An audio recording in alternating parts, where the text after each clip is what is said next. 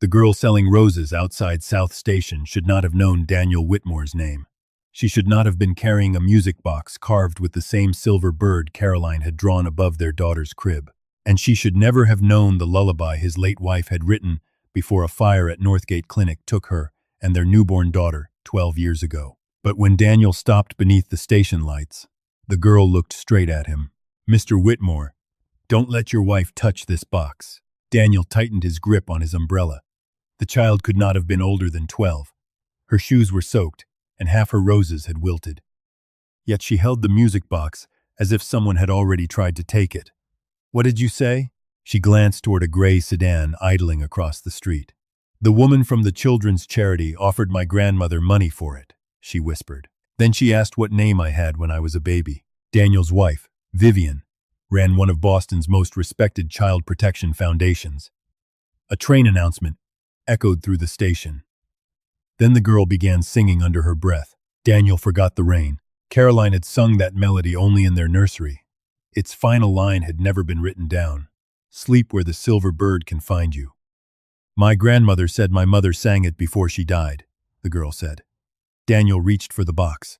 She pulled it away and ran toward the platform. Something slipped from her pocket and struck the pavement. A silver key. The Whitmore family crest was engraved on its head. Daniel looked up, but the train doors had already closed. Across the street, the gray sedan pulled away, and for the first time in 12 years, Daniel wondered whether he had buried the wrong child. Daniel did not return to the gala. His driver took him to the Whitmore estate in Brookline, where the West Wing had remained closed since Caroline's death. The silver key lay in his palm during the ride, small enough to lose, heavy enough to make his hand ache. Vivian was waiting in the library. She had changed out of her evening gown and into a cream blouse, her hair pinned back with the precision she wore whenever a crisis needed to look manageable. "You left without telling anyone," she said. "The board assumed you were ill." Daniel placed the key on the desk. Vivian looked at it, but only for a second. "I met a girl at South Station." "What kind of girl?" "She sells roses. Her name may be Maya." He watched Vivian closely. She had a music box with Caroline's silver bird carved into it. Vivian folded her hands. "That symbol appeared in memorial materials after the fire." "Not that version." Daniel described the box, the lullaby, the gray sedan. He repeated Maya's warning exactly. Vivian exhaled, slow and controlled. "Daniel, Bright Steps has worked with thousands of children. Some learn details about public families through volunteers, social media, old articles. A frightened child can repeat something without knowing where it came from." She knew the final line. Vivian's eyes lowered to the key. "You have been approached before." After the fire, strangers had written claiming Caroline was alive. 2 women had brought children they insisted were his. One man mailed him a baby bracelet bought at an estate sale. Each time, Hope arrived wearing a different disguise. Each time, it took something from him when it left. Vivian came around the desk. "Let Bright Steps find the girl," she said. "Quietly. Properly. If she is in danger, we help her. If an adult is using her, we protect her from that too." Daniel closed his fingers around the key before Vivian could touch it. "I'll handle it." A pause passed between them. Then Vivian smiled with effort. "Of course." She left to call the board and explain his absence. Daniel waited until her footsteps faded before crossing the corridor toward the West Wing. The nursery door remained locked. He had ordered the room sealed after the funeral, though there had been almost nothing inside to bury. A crib, a rocking chair, Caroline's sketches, unopened boxes of clothes. He did not enter. Instead, he went to Caroline's writing room across the hall. Dust lined the shelves. The desk had been preserved but rarely opened. Daniel switched on a lamp and pulled out the folder containing Caroline's handwritten music. The lullaby was there. 3 pages of notes in blue ink, with corrections crowded along the margins. Daniel turned to the final sheet. Its lower half had been torn away. He checked the folder twice, then the drawers and the archival box beneath the window seat. Nothing. By 6 the next morning, he was back at South Station. A newspaper vendor recognized Maya's description. He said the girl usually arrived before the commuter rush, with an older woman named Rosa. "They haven't been here since Monday," the vendor said. "But that car has." He pointed toward the curb. No sedan waited there now. The vendor described a gray 4-door car with dark rear windows. It had parked across from Maya's spot 3 mornings in a row. Daniel called his head of corporate security. I need station footage and a plate search. The reply came carefully. If this involves a minor, sir, we should coordinate with legal. Before Daniel could answer, Vivian called. She already knew where he was. Please don't use company security to track a child, she said. It could be interpreted as surveillance. I'm looking for someone who may be in danger. That is exactly why Bright Steps should handle it. We have licensed social workers. We know the reporting rules. Her reasoning was sound. That disturbed him more than anger would have.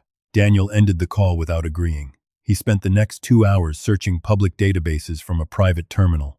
Maya Reyes appeared in school attendance notices, a housing record, and, 4 years earlier, a Bright Steps intake file. Most of it was sealed. One administrative note remained visible. Identity conflict. Do not pursue familial placement. The approval line carried Vivian Sloane's digital signature, dated 3 years before she became Vivian Whitmore. Daniel read it again. Then he opened a lower drawer of Caroline's desk and examined the back panel. The silver key was too narrow for the main lock, but near the hinge, he found a keyhole hidden beneath a brass plate. The key turned. A shallow compartment released with a dry click. Inside lay a folded scrap of paper, its edges blackened by heat. Caroline's handwriting crossed the center in a hurried slant. If the baby survived, do not let your family's records find her before you do. Daniel found Rosa Reyes through a utility account attached to an apartment building in East Boston. The address led him to a 4-story brick building between a laundromat and a pawn shop. He arrived without a driver, corporate security, or telling Vivian. Even so, people on the sidewalk watched him, as if wealth carried its own warning. The front door was propped open with a milk crate. On the second floor, a woman in a nurse's uniform blocked his path. You looking for Rosa? Yes. She doesn't want visitors. I only need 5 minutes. That's what collectors say. Daniel reached for his wallet, then stopped. Money would turn the conversation into exactly what Maya expected. My name is Daniel Whitmore. The woman's expression hardened.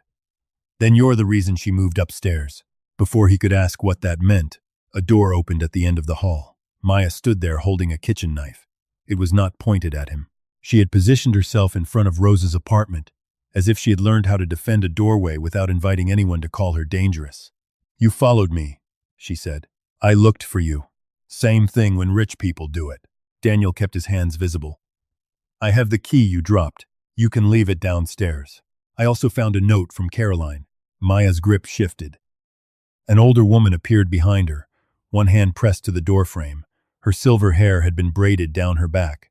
She looked at Daniel, then at the pocket where the key rested. Let him in, she said. The apartment had 2 rooms and a narrow kitchen. Buckets caught water beneath a stained ceiling. Roses stood in jars along the windowsill. The freshest flowers were beside a bottle of heart medication.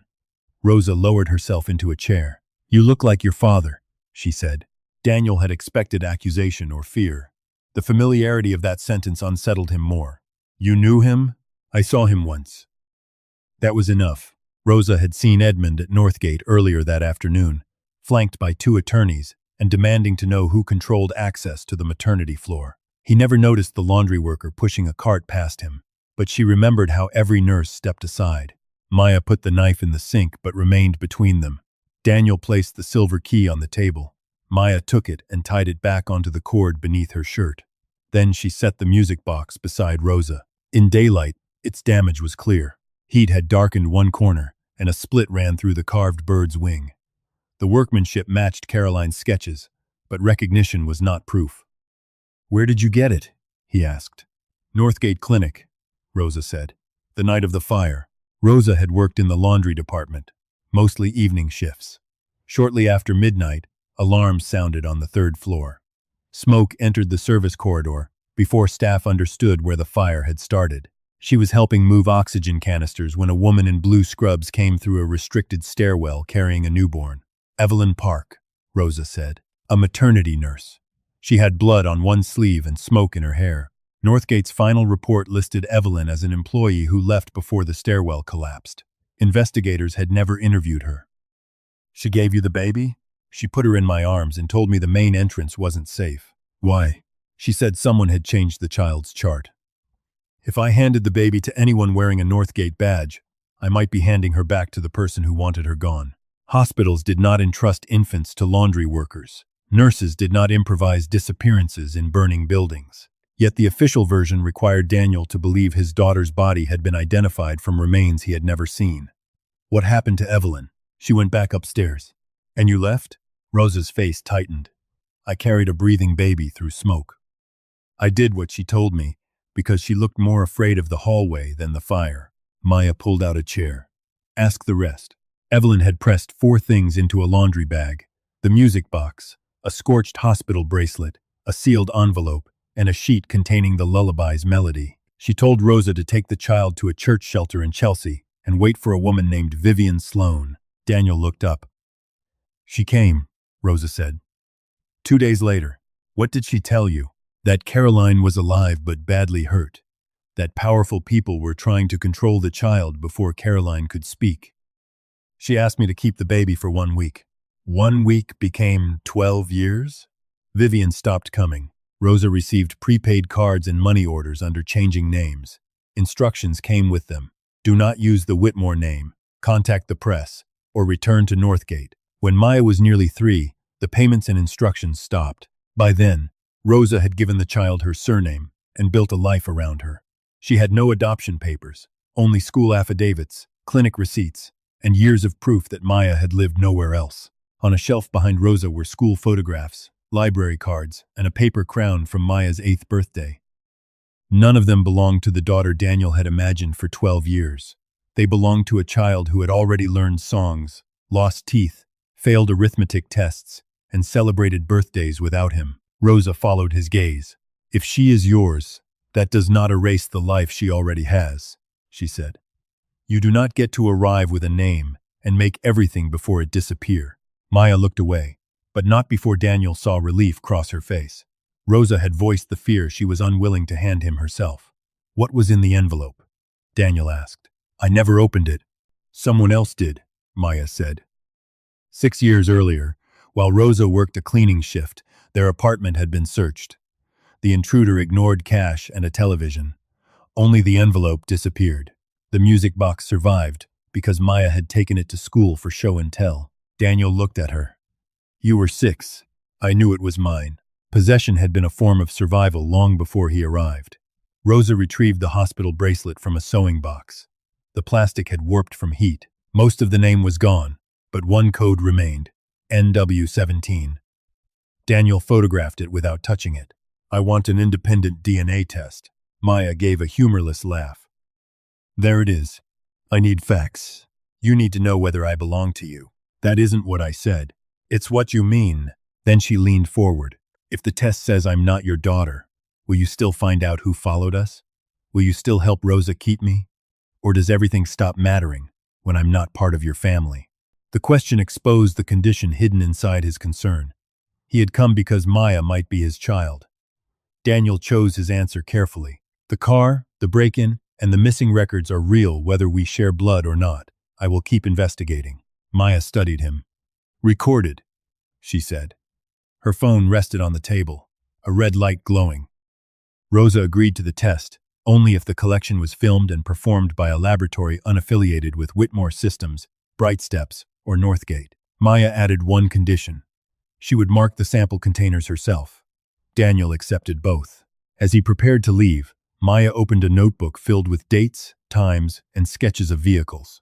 On the last page was the license plate of the sedan from South Station. I wrote it down the first day, she said. It followed us home twice. Daniel sent the plate to a private investigator who had never worked for his company. The reply came before he reached the sidewalk. The sedan belonged to Halcyon Protective Services. Its largest client was Bright Steps. The laboratory Daniel chose occupied 2 floors of a university medical building in Cambridge. It had no contracts with Whitmore Systems, Bright Steps, Northgate, or any company Daniel could influence without leaving a trail. Rosa still refused to trust the process. She made the technician explain every step twice. Maya watched the collection kit being opened, checked the lot number against the paperwork, and used a purple marker to place a tiny crescent beneath the labels on all 3 tubes. The technician glanced at Daniel. Is that necessary? It is now, he said. Maya filmed the samples being sealed.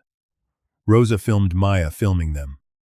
Daniel signed a document stating that results would be released only to all 3 of them at the same time. On the drive back to East Boston, Maya sat in the rear seat of a rented sedan rather than Daniel's car. "You think your own driver reports to your wife," she said. "I think information moves through systems faster than people realize." That means yes. The test would take 10 days. Daniel expected the waiting to feel familiar.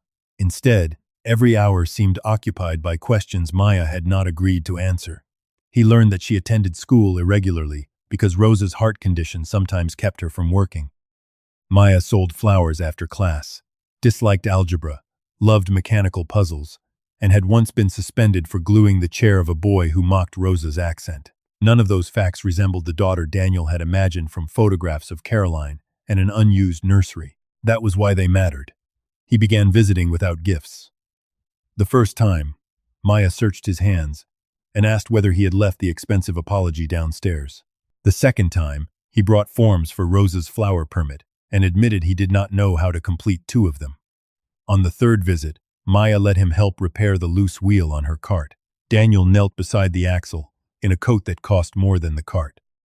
He removed the wheel and realized he had forgotten how to fix anything without calling someone. "You built medical machines," Maya said. "I built a company that hired people who built medical machines. So your skill is meetings. My skill is choosing engineers. You chose the wrong person for a wheel." She took the wrench and showed him how Rosa had taught her to brace the axle with a brick. The repair was inelegant, but held. "You look different when nobody is taking your picture," Maya said. The comment stayed with him. While he waited for the test, Daniel examined Bright Steps beyond its public reports. A former compliance officer agreed to meet only after he promised not to record her name. She told him about a discontinued program called Safe Transition. It had been formally established 6 months after the Northgate fire, built from an emergency pilot called Newborn Witness. Case 17 had entered the pilot when Maya was 3 weeks old and was later migrated into the new program. "Who controlled placement decisions?" Daniel asked. "Vivian Sloan and a small legal committee." "How many children?" "Officially, 19. And unofficially, I found 20 case numbers. Case 17 was missing from the archived index. NW17. The former officer added that Safe Transition had been shut down after a custody dispute involving a major donor. The public explanation blamed incomplete consent forms. Internally, staff were ordered to destroy working copies and return all originals to legal counsel. "Who gave that order?" Daniel asked. The woman slid a photocopied routing sheet across the table. Vivian's initials appeared beside the instruction, but a second signature had been blacked out. Daniel requested the records through counsel.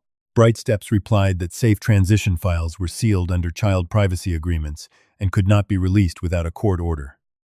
The response was legally defensible and signed by a law firm Daniel's company had used for years. He called Vivian. "Why was Maya in Safe Transition?" "You are assuming the code belongs to her. I'm asking you directly, and I am telling you that sealed child records cannot become evidence in a private family investigation. You approved a note blocking familial placement. I approved hundreds of protective restrictions. You remembered the music box." Vivian's voice cooled. "I remembered a symbol associated with the worst night of your life. That is not a crime." "No. But surveillance might be." He gave her the name Halcyon Protective Services. Vivian did not deny the contract. Bright Steps used Halcyon to protect staff and investigate threats against children in high-profile cases. She said the sedan had been monitoring possible exploitation near the station after a volunteer reported Maya selling flowers late at night. "You could have told me you knew her. I did not know she had approached you until you told me that night." There had been no gala meeting. Vivian caught the mistake herself. "I meant the station," she said. Daniel wrote the words on a legal pad. Maya had been conducting her own tests long before Daniel arrived. She took him to a library near Maverick Square, where an elderly librarian named Mrs. Bell kept an envelope in the staff safe. Inside was a copy of the lullaby's melody, written in Maya's uneven hand and dated 4 years earlier. "I gave it to her after the charity woman came to school," Maya explained. The woman had introduced herself as a Bright Steps case specialist.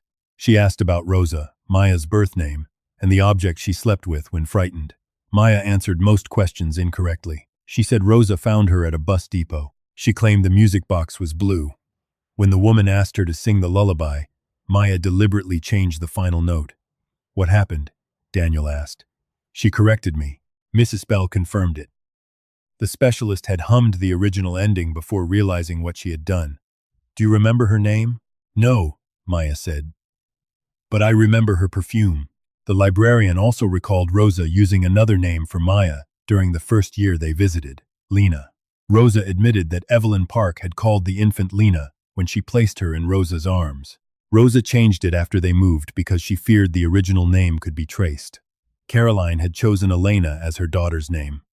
Daniel carried that fact too quickly into hope. He brought school photographs to the apartment and placed them beside Caroline's childhood picture. He asked whether Maya had ever broken her left wrist because Caroline had done so at 11. He wanted to know whether she disliked oranges or slept with one foot outside the blanket. Maya closed the album. You're doing it again. Doing what? Looking for her. I'm trying to understand. No. You're turning everything I do into proof. Daniel pulled his hand away. You keep saying my habits look like Caroline's. What happens when they don't? Do those parts count less? That isn't fair. Neither is being 12 and having a stranger compare the way you eat breakfast to a dead woman. Rosa started to intervene, but Daniel stopped her. Maya was right. He had been searching for the daughter taken from him. He had not learned how to meet the person in front of him. I'm sorry, he said. I saw a connection and treated it like permission. Maya looked uncertain, as though apologies from adults usually arrived with conditions. Daniel closed the album. You do not have to resemble Caroline for me to keep my word. 10 days after the samples were collected, the laboratory scheduled a secure video call. Daniel joined from Rosa's kitchen. Maya placed the collection photographs beside the laptop. The purple crescents were visible beneath every label. The genetic counselor explained the markers tested and the threshold required for a parent-child match. Then she delivered the result. The samples attributed to Daniel Whitmore and Maya Reyes showed no biological parent-child relationship. Rosa gripped the table. Daniel looked at Maya. She did not cry. She reached for the chain of custody receipt and compared the specimen numbers. Then, she pointed to the screen. The tube in your report does not have my mark. The counselor enlarged the intake photograph. Beneath the label, the glass was clean. No purple crescent. Someone had replaced Maya's sample after it left the collection room. The laboratory's first response was procedural. Its director apologized for the discrepancy, opened an internal review, and suspended the technician who had received the shipment. The company insisted that a labeling error was more likely than deliberate tampering. Vivian arrived at Rosa's apartment before noon, with 2 Bright Steps attorneys and a child welfare liaison. She spoke softly about how confusing the result must feel and offered to arrange temporary housing, medical coverage for Rosa, and counseling for Maya. You came prepared, Daniel said. I came because this is now a child protection issue. Maya sat beside Rosa, arms folded. It became one when the sample changed. Vivian turned to her with practiced patience. A missing mark does not prove a conspiracy. It proves a process failed. Your process? The laboratory is independent. So independent that your lawyers arrived before they finished checking? One attorney shifted in his seat. Vivian did not. She explained that someone had filed a report claiming Rosa forced Maya to work late, kept her out of school, and encouraged her to pursue a wealthy family. Because Rosa lacked formal guardianship papers, the city was required to review the home. Rosa's hand moved toward her medication bottle. Daniel stepped between Vivian and the table. Who filed the report? It is confidential. Was it Bright Steps? The source does not change the obligation to investigate. Everything Vivian said was legally defensible. That was the problem. She could turn an attack into a compliance requirement and make resistance look reckless. The liaison scheduled a home assessment for the following morning. Until then, Maya could remain with Rosa, but any attempt to move her or conceal records could trigger emergency placement. When the group left, Rosa locked the door twice. They are not trying to prove I am unsafe, she said. They are trying to make me afraid enough to give her up. Daniel called 3 family law attorneys. 2 declined after conflict checks. The third warned that challenging the assessment too aggressively could make Rosa appear uncooperative. Maya went to the window. Across the street, a gray sedan occupied a legal parking space. That afternoon, the laboratory sent Daniel its preliminary audit. The specimen number matched the paperwork from collection through courier pickup. The substitution had occurred after the shipment reached intake, but the camera covering the accession desk had been offline for maintenance. The report called it an unresolved handling anomaly. Vivian forwarded the phrase to Daniel with one sentence. This is why we should not build accusations from grief. For 48 hours, the result controlled the story. A business reporter learned that Daniel was privately investigating a street vendor who might be his daughter. An anonymous source described Rosa as an undocumented caretaker with financial motives. Bright Steps issued a statement urging the public not to expose a minor to unverified biological claims. Daniel's board chairman advised him to take leave. Maya read the headlines on a library computer. "Now I'm either your daughter or a liar," she said. "Nobody wrote that somebody changed my blood." Daniel wanted to promise he would correct it. Instead, he said, "Not yet." The city assessor arrived the next morning. Rosa provided school records, clinic receipts, rent statements, and letters from neighbors. Maya showed her attendance notes and explained every absence linked to Rosa's hospital visits. The assessor was thorough, which made the process harder to dismiss. She noted the apartment's leaking ceiling, Rosa's unstable income, and Maya's work hours. She also noted that Maya was healthy, enrolled in school, and clearly bonded to Rosa. The report would take a week. Bright Steps was holding its annual Children First dinner at the Harbor Crown Hotel that Friday. Maya knew because the flower wholesaler where Rosa bought discounted roses had been hired for table arrangements. Daniel rejected the idea immediately. "You are not going into a private event to steal records. I'm delivering flowers. You're trying to get near Vivian. So are you. You just use lawyers." He asked how she planned to enter restricted areas. "I don't. I go where the delivery sheet says. Then I watch." Daniel could not authorize it. He also knew forbidding her would not stop her. Mrs. Bell would wait in the hotel cafe. Maya would carry no recording equipment that could be mistaken for a wire. She would leave if anyone questioned her twice. Daniel arranged for a former federal investigator named Leah Grant to observe from the lobby without approaching Maya unless necessary. On Friday afternoon, Maya wore black trousers, a white shirt borrowed from Mrs. Bell's granddaughter, and a florist's badge with her first name printed correctly. The first security guard stopped her at the service entrance. Her delivery sheet listed the ballroom but not the executive reception floor. The guard sent her back to the loading dock. Maya called the wholesaler, waited beside buckets of hydrangeas for 20 minutes, and obtained a corrected manifest. A kitchen supervisor then escorted her through the service corridor. Access came through paperwork, not luck. She placed arrangements on 12 tables and watched Bright Steps staff move between the ballroom and a smaller conference room. Vivian arrived with Malcolm Reed, the former records manager from Northgate. Maya recognized him from a photograph Daniel had found in archived clinic newsletters. Malcolm wore a visitor badge turned backward. When the kitchen supervisor asked Maya to bring 2 spare arrangements upstairs, she followed a catering cart to the executive level. She left the flowers outside the reception suite and started back. Then she heard Vivian's voice through the half-closed door of a records room. "The sample should never have left the approved chain." Malcolm answered too quietly for Maya to catch every word. She moved closer. Intake clerk panicked after Whitmore requested the audit. "And the transfer file? Still incomplete." "That is not what I asked." A pause. "If Daniel sees the Northgate transfer authorization, he'll know Caroline was conscious." Maya held her breath. Malcolm said, "He may already know that. What he knows is not the same as what he can prove, and the girl still has the box." Vivian's answer came colder.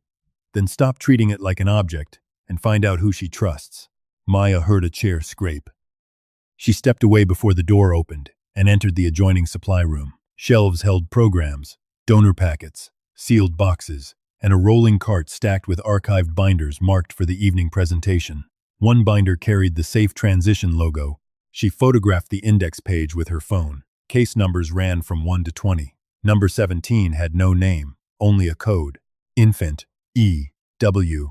Emergency Maternal Directive. Beneath it was a notation, transferred alive. Destination sealed by counsel. Maya took a second photograph. A man's voice sounded behind her. "You're not assigned to this floor." Malcolm stood in the doorway. Maya slipped the phone into her apron. "I got lost." He looked at the empty vase in her hand, then at the binder. "You're Rosa's girl." It was not a question. Maya moved toward the corridor.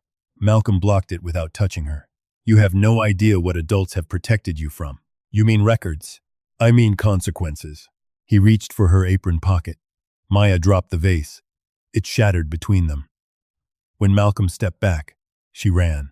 She made it to the service stairwell before security intercepted her. Leah Grant arrived seconds later, identified herself as Maya's designated adult contact, and demanded that hotel management call police before searching a minor. The threat of official documentation changed everyone's posture. Maya surrendered the phone. Its gallery was empty. Malcolm smiled for the first time. At the cafe, after hotel security released them, Maya removed the florist badge from her shirt. A micro SD card had been taped beneath it. "I knew they'd take the phone," she said. Daniel viewed the images on Leah's laptop. The first confirmed that Case 17 had existed. The second carried a line none of them had seen before. "Authorized receiving contact. V. Sloan."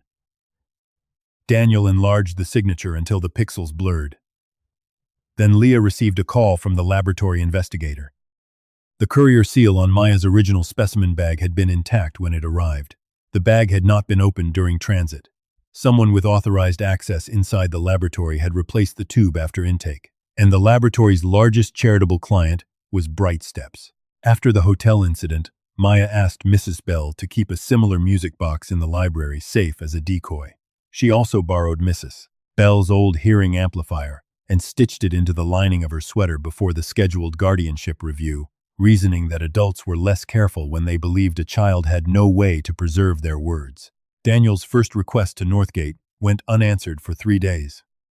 His second produced a letter from Northgate's Records Council. Files connected to the fire had been transferred to an outside archive after multiple lawsuits. Some were protected by privacy law. Others had been sealed under settlements Daniel himself approved while grieving. He read his own signature at the bottom of one agreement. Vivian had prepared it. The document gave Northgate authority to destroy duplicate working files after 7 years, provided the hospital preserved final reports. The transfer authorization for infant E.W. should have been among those final reports. Northgate claimed it could not locate it. Daniel asked the hospital's chief counsel to meet him. The lawyer arrived with a risk officer and 2 binders of policy. He expressed sympathy, avoided direct answers, and repeated that the hospital could not release records based on a private theory of biological connection. "The child's sample was replaced," Daniel said. "That occurred at a university laboratory, not here. Her transfer code originated at Northgate. A photograph of an index is not an authenticated medical record. What would you consider authenticated? A court order, a verified patient identifier, or consent from the legal representative named in the file." "Who is named?" The lawyer closed the binder. "I cannot confirm that such a file exists." Daniel understood the structure. Each requirement depended on information hidden behind the requirement itself. He left without the records. That evening, he asked Leah Grant to build 3 separate timelines: Caroline's last confirmed movements, Vivian's legal work after the fire, and every payment connected to Rosa. He told his finance department to preserve Bright Steps transactions without alerting the foundation. Then he hired a forensic audio specialist to examine the lullaby copy Maya had left with Mrs. Bell. The melody contained 32 notes. Every 4th note rose or fell in a pattern that could be converted into numbers. Maya recognized it first. "Caroline made a code," she said. Daniel looked at the sequence. "Or, we want it to be one." "Good. You're finally suspicious of your own hope." The numbers matched the old locker system at South Station. Corridor 3, Locker 12, Key Series 8. The station had replaced those lockers years earlier, but archived property records showed unclaimed contents from the renovation had been transferred to a private storage company in Chelsea. Getting access required more than Daniel's name. The storage manager demanded the original rental ledger or a court order. The station's ledger had been microfilmed, and the relevant roll was missing from the public archive.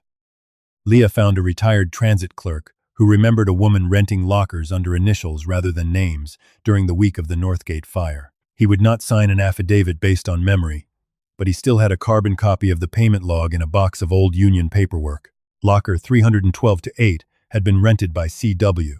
The storage company finally released a dented metal container after Daniel signed an indemnity agreement and agreed to have the opening witnessed. Rosa refused to come. If Caroline left something for him, he should hear it without an audience, she told Maya. Maya disagreed. People do worse things when nobody is watching. She attended with Daniel, Leah, the storage manager, and a notary. Inside the container were 4 items wrapped in a child's yellow blanket: a cassette tape, a photograph, half of a handwritten letter, and a receipt book bearing Rosa's old address. The photograph showed Caroline in a hospital bed. Her face was bruised, one arm bandaged, but she was alive. In her arms lay a newborn wearing a knitted cap marked with a small silver bird. Beside the bed was a medication chart stamped 36 hours after Caroline's recorded death. A digital clock on the wall displayed a date 36 hours after Caroline's official time of death. Daniel sat down on the concrete floor. Maya did not touch him.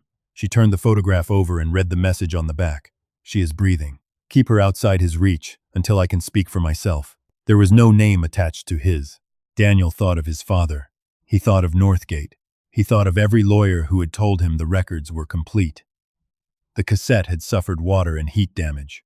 The audio specialist cleaned the shell, repaired the tape, and played the recoverable sections through studio equipment. Caroline's voice emerged beneath static. Daniel, I did not leave you. The tape warped, swallowing several seconds. The petition was already prepared before the fire. Another break. Your father believes the diagnosis gives him standing. Daniel stopped the playback. What diagnosis? The specialist could not recover the missing section. Maya leaned toward the speaker. The next fragment contained two voices. Caroline's was weak. The other belonged to a younger Vivian. We can place her outside the hospital system for a few days, Vivian said. Long enough to stop the emergency petition. And Daniel? He cannot know until your statement is filed. If his father reaches him first, he'll sign whatever they put in front of him. Caroline coughed. Rosa will keep her? For 1 week. No longer. The tape skipped. Then Caroline said, If I don't make it, you tell him yourself. The remaining sound dissolved into mechanical clicking. No confession followed. No explanation of the fire. Nothing proved Vivian had wanted the child gone. Instead, the recording showed that Caroline had trusted her. Maya was the first to say it. She helped. Daniel looked at the photograph again. At the beginning, the distinction mattered, but he did not yet know how much. The half-letter was addressed to Daniel. Most of its center had been torn away. The surviving lines referred to a diagnosis found during prenatal screening and an emergency guardianship petition drafted by his father's attorneys. Caroline had written that the condition was manageable and might never affect the child's life. She believed Daniel's father wanted the baby placed under a family trust that would let him control medical decisions and inheritance rights. Daniel had spent his adult life telling people his father was difficult, controlling, and old-fashioned. He had never called him dangerous. Maya studied the letter. Did your father hate sick children? No. Then why would he do this? Because he believed control was the same as protection. The words described more than one person in the story. Leah examined the receipt book. Rosa's name did not appear. Payments were recorded under initials, dates, and reference codes. The earliest entries matched the week after the fire. Later entries continued monthly. One code repeated for 9 years, VS4. Daniel sent copies to a forensic accountant. While they waited, he returned to Rosa's apartment with the photograph. Rosa recognized the yellow blanket in the hospital room, but had never seen the picture. Vivian brought the first payment herself, Rosa said. She told me Caroline needed time. What did she say after Caroline died? She did not tell me Caroline died. I learned from the television. Rosa had called the emergency number Vivian provided. A man answered and instructed her to remain where she was. 2 days later, another money order arrived with a note saying the child's return had become unsafe. Whose handwriting? Daniel asked. Typed. Did Vivian ever come back? Once when Maya was almost 4. Maya turned sharply. Rosa had never told her that. Vivian had stood in the apartment doorway without entering. She watched Maya sleeping on the couch and asked whether the child had developed tremors, seizures, or difficulty speaking. When I said no, she looked relieved, Rosa recalled. Then she asked for the music box. What did you tell her? That it was gone. It had been hidden beneath a loose floorboard. Vivian left an envelope of cash. Rosa returned it through the address printed on the card. After that, the payments came through anonymous money orders. The forensic accountant called before Daniel left. VS4 was not an internal Northgate code. It referred to a disbursement account created by Vivian Sloan 4 days after the fire. The account had received money from a private Whitmore family reserve, then routed it through 3 charities before reaching Rosa. The authorization attached to the first transfer bore 2 signatures. One belonged to Vivian. The second had been redacted in every digital copy. But on the carbon ledger from South Station, the same handwritten initials appeared beside locker 312-8. C. W. Caroline Whitmore had authorized the first payment. The payments continued for 9 years after Caroline's death, and during the final 6, Vivian was the only person with access to the account. The second test was designed to leave no room for argument. A judge approved the collection order after Leah presented the missing purple marks, the intact courier seal, and the laboratory's undisclosed financial relationship with Bright Steps. Samples were taken in a university hospital conference room, under 2 cameras, with representatives for Daniel, Rosa, the city, and the court present. Maya marked nothing this time. She watched everyone else sign. The result arrived 4 days later. The genetic markers showed a probability of biological paternity greater than 99.8%. For several seconds, Daniel heard only the ventilation system above the conference table. Then the geneticist raised a hand. Mr. Whitmore's sample contained a low-level secondary male profile. The result remains strongly supportive, but opposing counsel can challenge it on procedural grounds until we obtain a clean comparison source. Vivian's attorney did exactly that. He argued that the result could not be treated as final until the laboratory obtained a second reference from an uncontested source, preserved newborn blood, a verified maternal sample, or tissue belonging to Caroline. Caroline had been cremated. The newborn records were sealed. The music box remained the only object that might contain material untouched by the institutions Vivian could reach. Daniel left the hospital believing they were closer than ever. By evening, Vivian had changed the story. She appeared before cameras outside Bright Steps headquarters, not as Daniel's wife, but as its director. She spoke about a vulnerable child caught inside an escalating private dispute and said the foundation would cooperate with any lawful review. She did not accuse Rosa of fraud. She asked why a sick elderly woman had allowed a 12-year-old to work late near a train station. She asked why Daniel had placed private investigators around a minor. She asked whether corporate power should decide a child's identity before a court did. Every question sounded responsible. Together, they made Daniel look dangerous. The board of Whitmore Systems called an emergency session the next morning. Several directors feared that Daniel had used company resources in a custody matter and exposed the firm to privacy lawsuits. I used private funds, Daniel said. You ordered internal preservation of foundation transactions, the chairman replied. Bright Steps is a Whitmore-supported organization that creates discoverable risk. Daniel refused to end the investigation. Before the vote, the chairman offered him a private compromise. Daniel could return within a week if he stopped the audit, allowed Bright Steps to manage Maya's placement, and issued a statement separating the company from his personal search. Daniel asked whether the same terms would apply if the altered sample belonged to any other child. No one answered.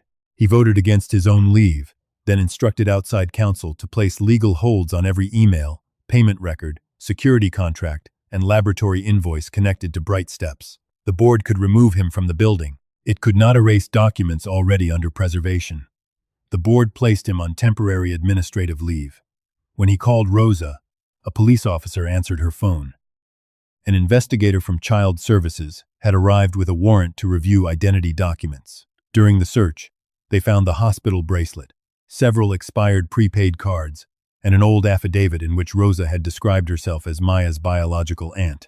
The affidavit was false. Rosa had signed it years earlier to enroll Maya in school. She was not charged with kidnapping, but she was taken in for questioning about falsified guardianship records and unreported payments. Maya was placed in temporary protective custody. The receiving facility belonged to Bright Steps. Daniel reached the building before sunset. The lobby staff denied him access because he had no established legal relationship to Maya. The new DNA result had not yet been admitted by the family court. Vivian met him behind the security desk. This is temporary, she said. You arranged it. I followed the report the city received. You wrote the report. Prove that. Her voice never rose. 2 social workers and a uniformed guard stood close enough to hear only the professional surface of the exchange. Daniel stepped toward her. Vivian did not retreat. If you create a scene, she said, they will record that a wealthy claimant became aggressive after being denied access to a child. Daniel stopped. For the first time, he understood how thoroughly Vivian had built her power around procedures other people were afraid to challenge. He left, because staying would hurt Maya. Inside, Maya was assigned a narrow room with 2 beds and a window that opened 3 inches. The staff treated her politely. Her phone was stored in a locked cabinet. Her visits were supervised. Each rule had a printed justification.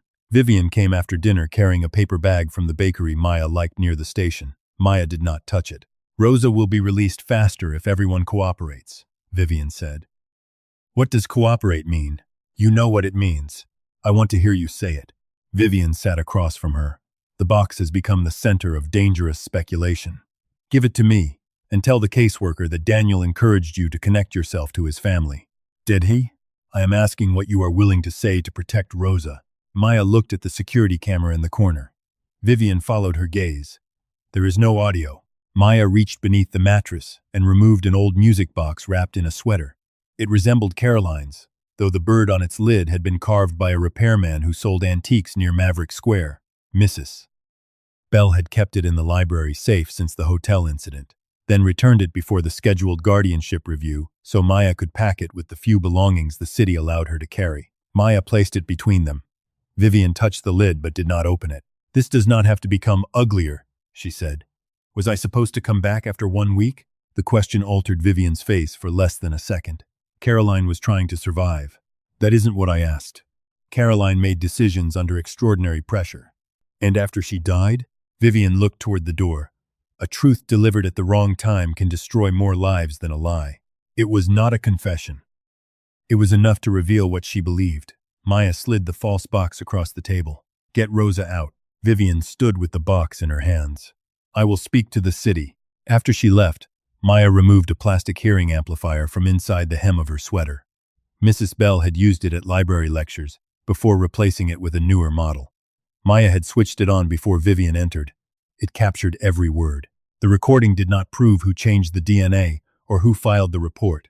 It did prove Vivian had offered to intervene in Rosa's case in exchange for the box and a statement against Daniel.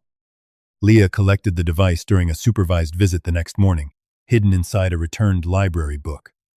Daniel wanted to release the audio immediately. Leah stopped him. Publicity may pressure the city, but it also tells Vivian exactly what evidence we have. We use it first to challenge the placement. At the emergency hearing, Vivian's attorneys argued that her conversation with Maya had been misunderstood and possibly recorded without consent.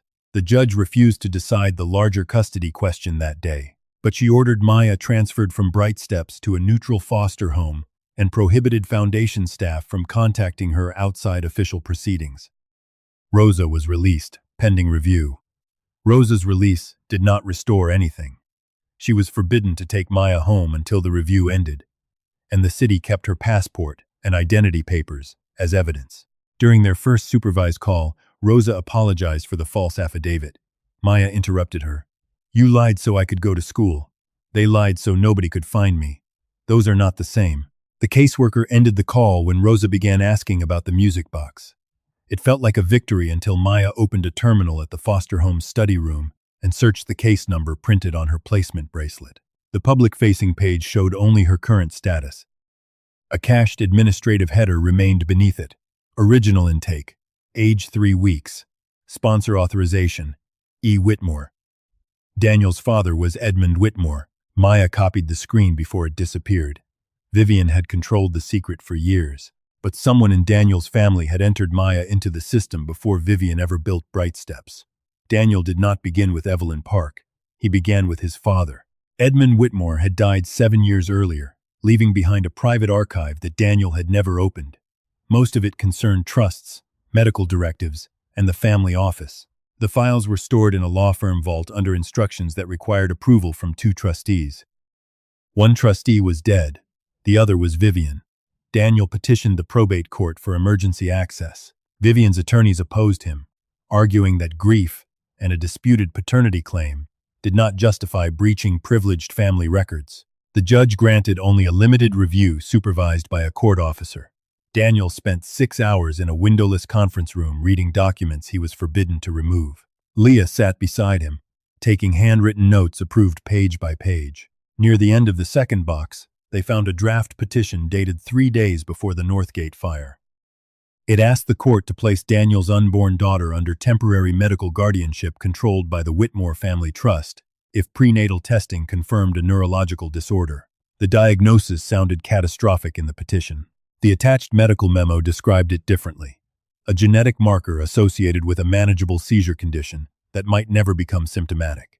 Edmund's attorneys had enlarged uncertainty into incapacity. The proposed guardian was not Daniel. It was Edmund. Daniel read the signature line intended for him. It was blank. "He never asked me," he said. Leah pointed to a routing note clipped behind the draft. "Obtain son's consent after delivery. Use medical urgency." Edmund had expected Daniel to sign while Caroline was recovering, and the baby remained under hospital control. The file also contained an intake authorization for newborn witness case 17. Edmund had approved funding, but the receiving contact was Vivian Sloan. That did not prove they worked together. It proved they occupied opposite sides of the same emergency. To understand what happened next, they needed Evelyn. Leah traced the nurse through a licensing record in Maine, a marriage certificate in Vermont, and a hospice payroll under the name Evelyn Park Mercer. She had left nursing 11 years earlier and now worked nights at a rehabilitation center near Burlington. She refused Daniel's first call. On the second, she said, "If you found the child, protect the woman who raised her." Then she hung up. Daniel drove to Vermont with Leah. Maya was not allowed to leave Massachusetts, but she insisted on joining by video from the neutral foster home. The caseworker permitted a supervised call for 30 minutes. Evelyn met them in a diner beside the rehabilitation center. She looked older than Daniel expected and kept her coat on. "I carried your wife out of recovery after the smoke reached maternity," she said. Caroline was conscious. Frightened but conscious.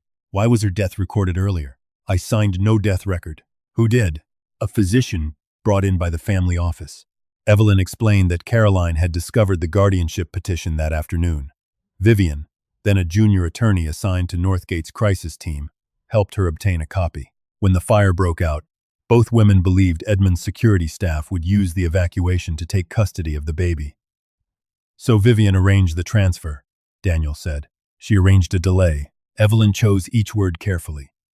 Caroline asked her to get the newborn to Rosa, who was known to help immigrant workers avoid predatory debt collectors. Vivian supplied the church address and promised to tell Daniel once Caroline filed a sworn statement rejecting Edmund's petition. "Did Vivian know Caroline wanted me told?" "She was standing beside the bed when Caroline said it." "Then why didn't she?"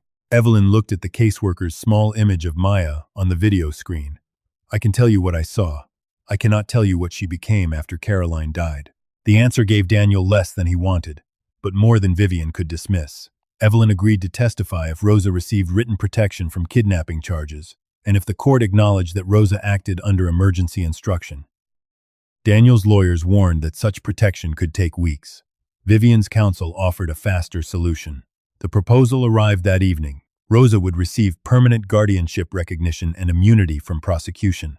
Maya would be allowed to live with her. Daniel could pursue a private paternity confirmation. In exchange, he would end the Bright Steps audit, seal Evelyn's testimony, and state publicly that no evidence showed intentional misconduct. It would give Maya and Rosa immediate safety. It would leave every altered record intact. Daniel asked for Maya's opinion during their next supervised call. "You're asking me?" she said. "It affects your life first." Maya looked beyond the camera, checking whether the caseworker was listening. "If you sign it, Rosa comes home." "Yes. And Vivian keeps telling other children that their records are safer with her." Daniel had no answer that made the choice easier. Maya continued, "Rosa taught me that a door can be locked for a good reason. But if the person with the key lies about what is behind it, the lock is not protection anymore." Daniel rejected the settlement. The decision delayed Rosa's return and exposed his family to public investigation. Maya did not thank him. She only asked him to make sure Rosa understood why. Back in Boston, Mrs. Bell delivered the real music box to Leah under court supervision. Vivian's attorneys objected to opening it outside a forensic lab, so the box was photographed, scanned, and examined by a conservator. The silver key did not fit the visible lock. Maya watched through glass as the conservator tested the carved bird. One wing shifted slightly when pressed. "The key goes underneath," Maya said. The conservator turned the box over. Beneath a strip of heat-darkened felt was a narrow metal slot. The key released a second panel no one had seen. Inside lay a sealed newborn blood card, protected in waxed paper, and a smaller spool of magnetic tape. The blood card carried the same code as Rosa's bracelet, Nubble 17. The laboratory accepted it under a fresh court order. Results would take 72 hours. The audio specialist joined the smaller tape to the damaged recording from the storage locker. Caroline's voice returned, faint but intelligible. If Vivian is still beside you when you hear this, ask her why our daughter grew up under another woman's name. A second voice entered after a scrape of furniture. Edmonds. You are confusing fear with authority, Caroline. Then Vivian said, she has already refused the petition. Edmund answered, a refusal from a sedated patient will not survive review. The tape ended before anyone revealed what happened next. It did not prove Vivian caused the disappearance. It proved she knew Daniel's daughter was alive, knew Caroline wanted him told, and remained silent after the emergency had passed. Leah looked at Daniel. Once the blood result comes back, this stops being a family disagreement. Daniel watched Maya through the observation window. She was not looking at him. She was staring at the box that had carried her name, her mother's voice, and 12 years of choices made by adults who called secrecy protection. The consolidated emergency evidentiary hearing began without cameras. Vivian's attorneys had argued that public access would expose Maya's medical history and compromise the ongoing child welfare review. The judge agreed to seal the child's records but allowed representatives from the state attorney general, the hospital oversight office, and the Bright Steps board to attend. Daniel sat behind his lawyers. Maya sat beside Rosa. It was the first time they had been permitted to share the same room since Rosa's release. A court officer remained close enough to intervene if either tried to leave. Vivian entered through a side door with 3 attorneys. She wore navy blue, the color Bright Steps used in its public campaigns. No one looking at her would have guessed that the foundation bearing her signature was under emergency audit. Her lead attorney began by separating every accusation. The lullaby proved only that someone had taught Maya a private song. The music box could have passed through several hands. The altered DNA sample showed misconduct at a laboratory, not direction from Vivian. The payments to Rosa could be interpreted as charitable support. The recording from the foster facility captured an emotionally charged conversation, not extortion. Evelyn Park's testimony relied on memories from 12 years earlier. Each argument was plausible when isolated.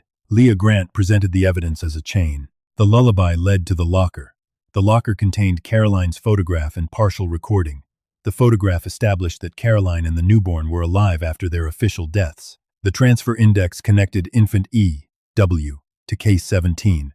The hospital bracelet matched the code on the blood card. The Bright Steps archive showed that the same child entered the newborn witness pilot at 3 weeks old and was later migrated into safe transition. Financial records demonstrated that the placement was secretly funded for 9 years. Security invoices showed that Maya had been monitored after Rosa stopped cooperating. The altered sample occurred inside a laboratory whose largest charitable client was Bright Steps. No single item completed the story. Together, they made coincidence impossible. Vivian's attorney objected to that conclusion. The judge allowed him to question Evelyn. Mrs. Mercer, did you personally see Miss Sloan alter a medical record? No. Did you see her start the fire? No. Did she order you to conceal the child permanently? No. Then your testimony is that Miss Sloan helped a frightened mother protect her newborn during an emergency. At first, Evelyn said. The attorney tried to move on.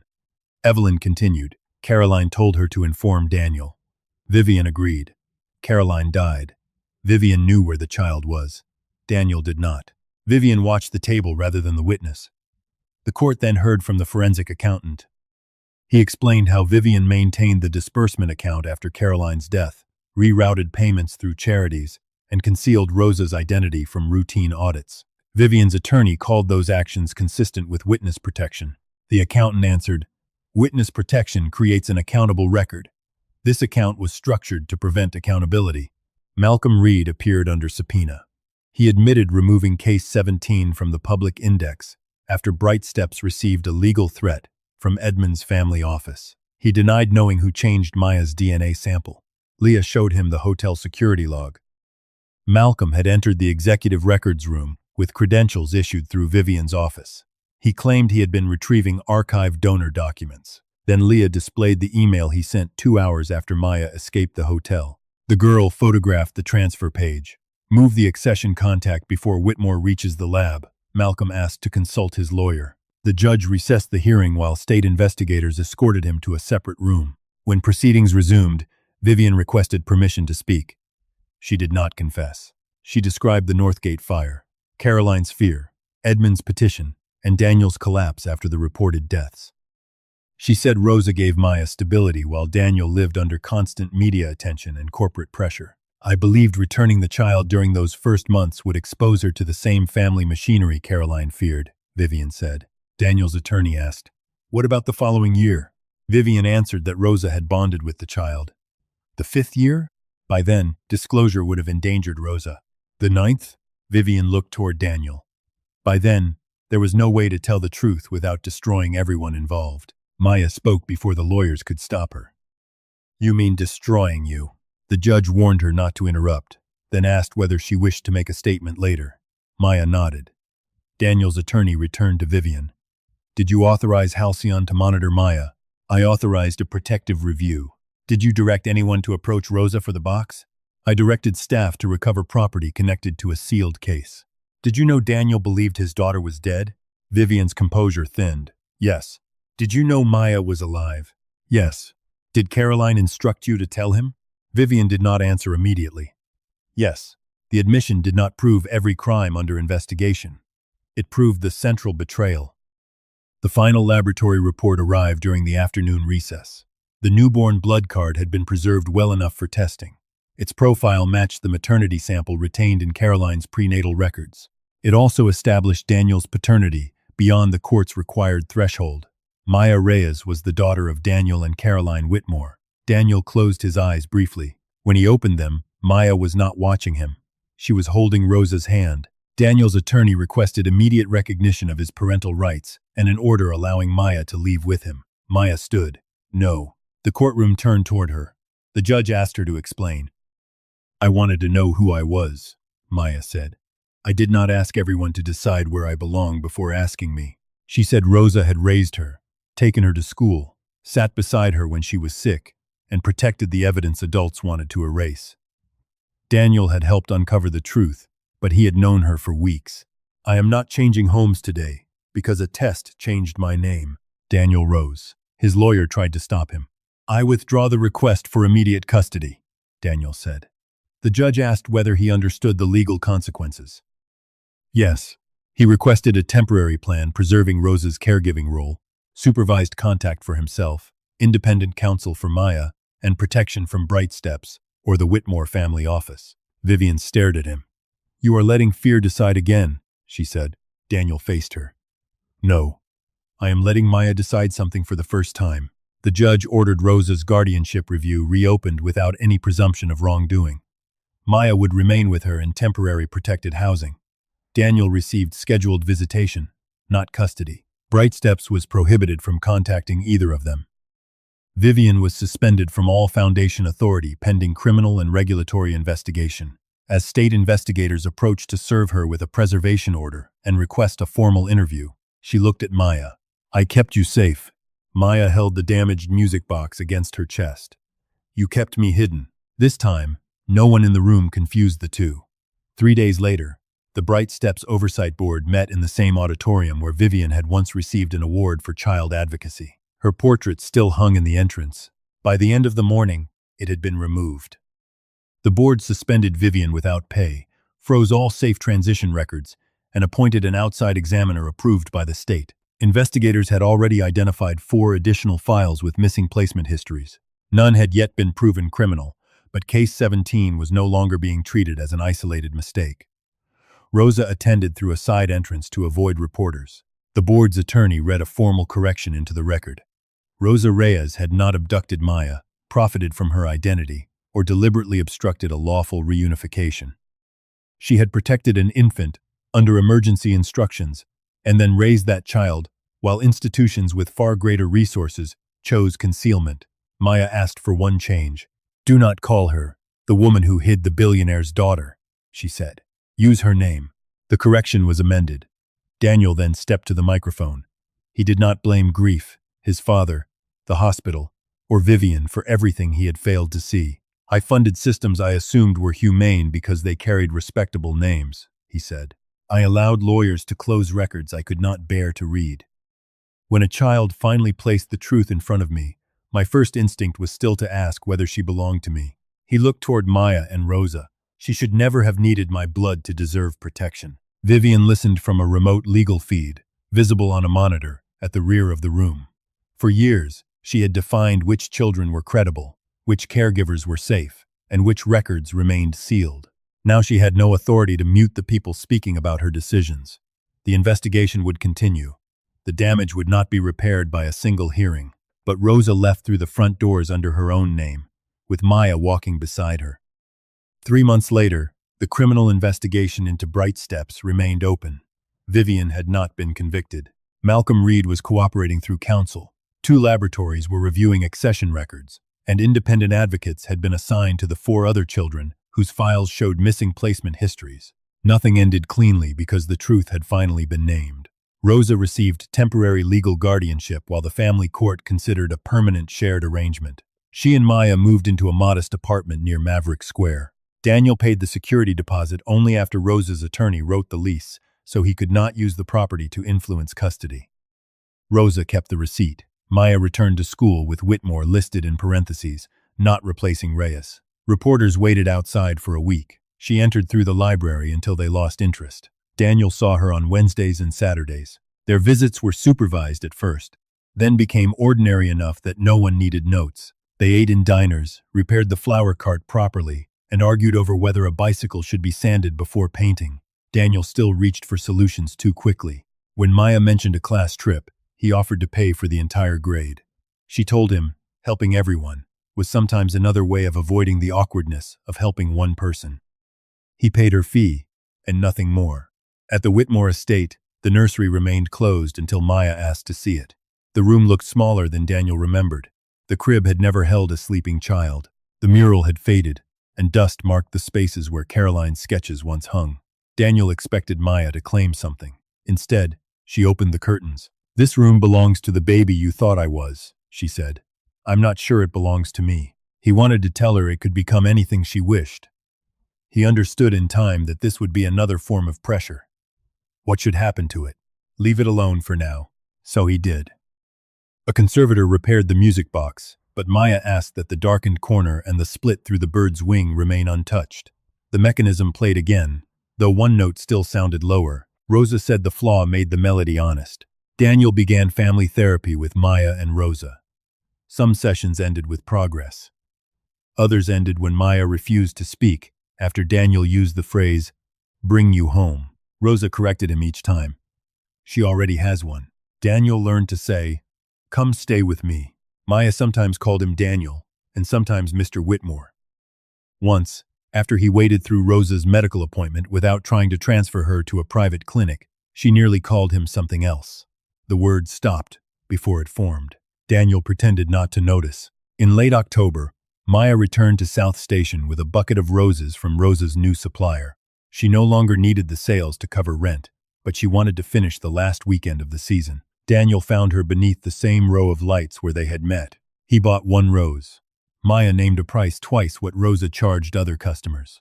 "Special rate," he asked, "for billionaires who investigate before asking permission." He paid without negotiating. A train announcement rolled over the platform. Maya adjusted the music box beneath her coat, then held out the rose. Daniel accepted it. "Rosa says I shouldn't give anything free to rich customers." "I paid for the flower. What else do I owe?" "A song." Daniel knew the melody now, but he still entered too early and missed the change in the final line. Maya corrected him, impatiently at first, then sang beside him until their voices found the same pace. Passengers passed without knowing what the song had once concealed. When the train arrived, Daniel stepped back to let Maya choose. 3 months earlier, she would have boarded before he could ask where she was going. This time, she closed the music box and remained beside him. She did not call him Dad. Daniel no longer needed the word to arrive before the relationship was ready. Maya slipped her hand into his for only a moment. Then she said, "Rosa is making dinner. You can come if you don't bring anyone to cook it for her." Daniel promised. They left the station together, carrying 1 rose, a damaged song, and a family that had not been restored to what it was supposed to be. It was becoming something chosen,